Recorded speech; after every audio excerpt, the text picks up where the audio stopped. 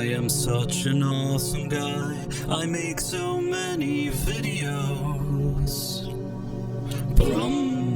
Hello there, Price of Reason here with a special report. As many of you know, I recently reported on a Forbes article that seemed to embrace a demonetization campaign against Star Wars Theory, Nerdrotic, Geeks and Gamers, and RK Outpost, spearheaded by the YouTube channel Star Wars Explained. During that video, I had mentioned that I'd been blocked by Star Wars Explained on Twitter for years, even though I couldn't recall what exactly had actually led to the blocking itself. So out of sheer curiosity, I then decided to do some additional research about this, and what I found was nothing short of astonishing. In this video, I'm going to be showing you what led Star Wars Explained to block me on Twitter, but more interestingly, I'm also going to show you what led Star Wars Explained to block a movie reviewer from Africa. And if you enjoy these type of exclusive investigations, please like and subscribe. Now, grab some popcorn and let's begin. Back in October 16th, 2019, Alex of Star Wars Explained tweeted, "We don't block people because of their opinions of a movie. We block them because of their behavior. Plain and simple." Alex's wife Molly, who is considered the more,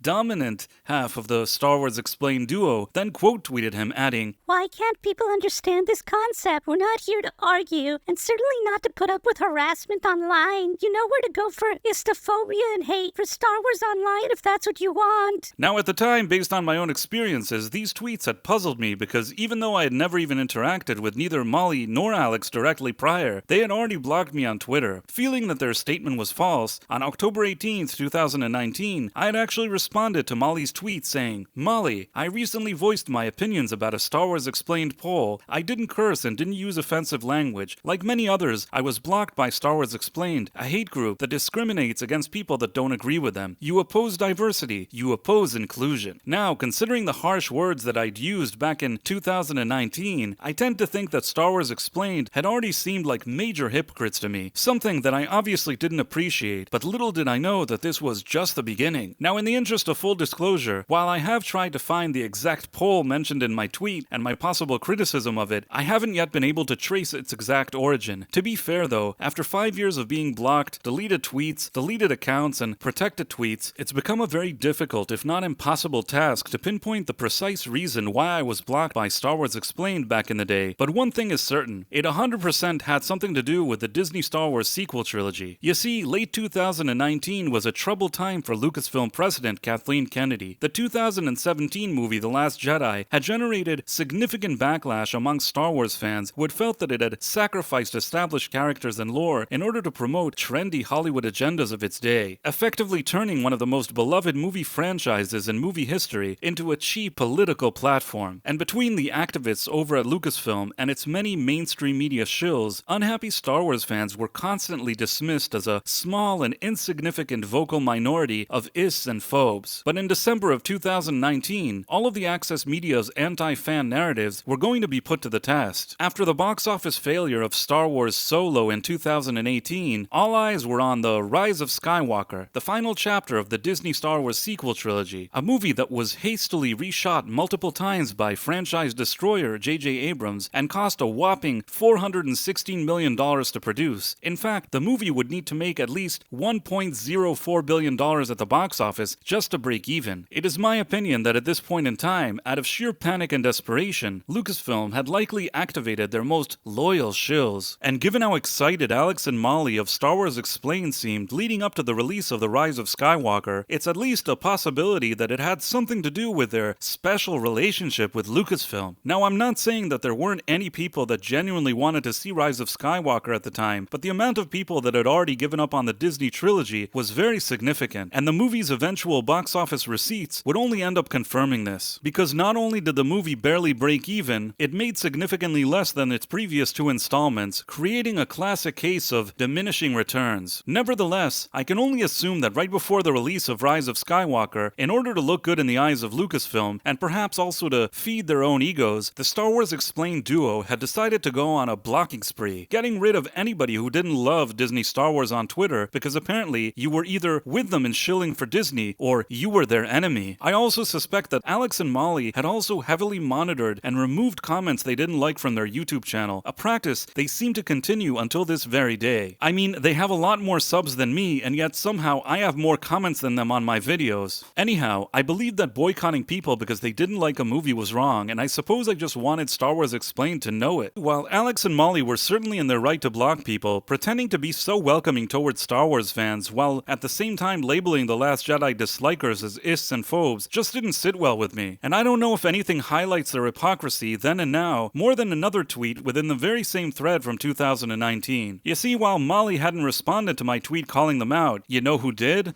Bueller.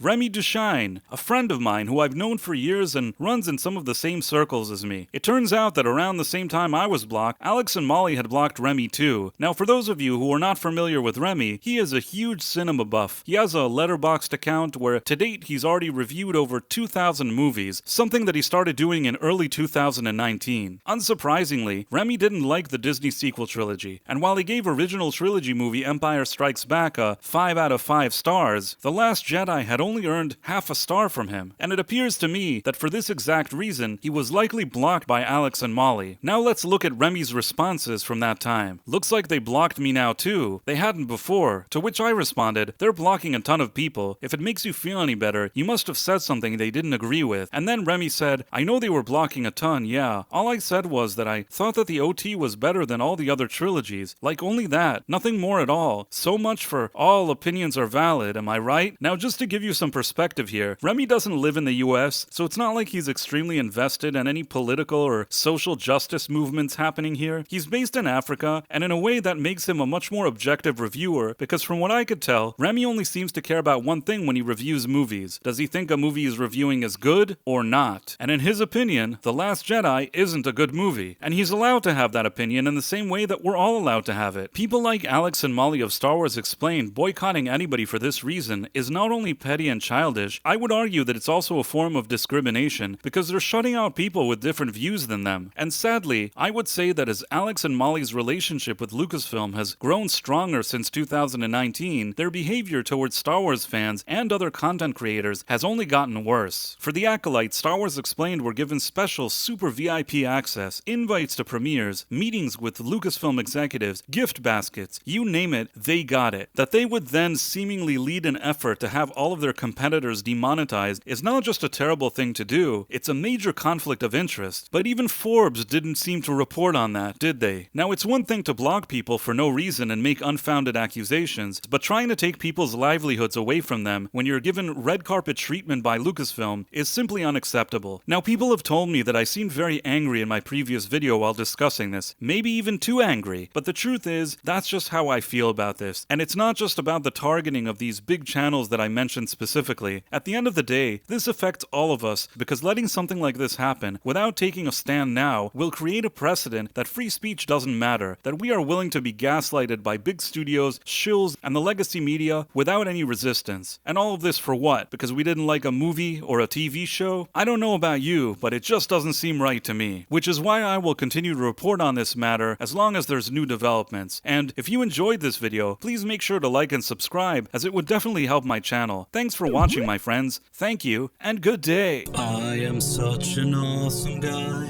I make so many videos. But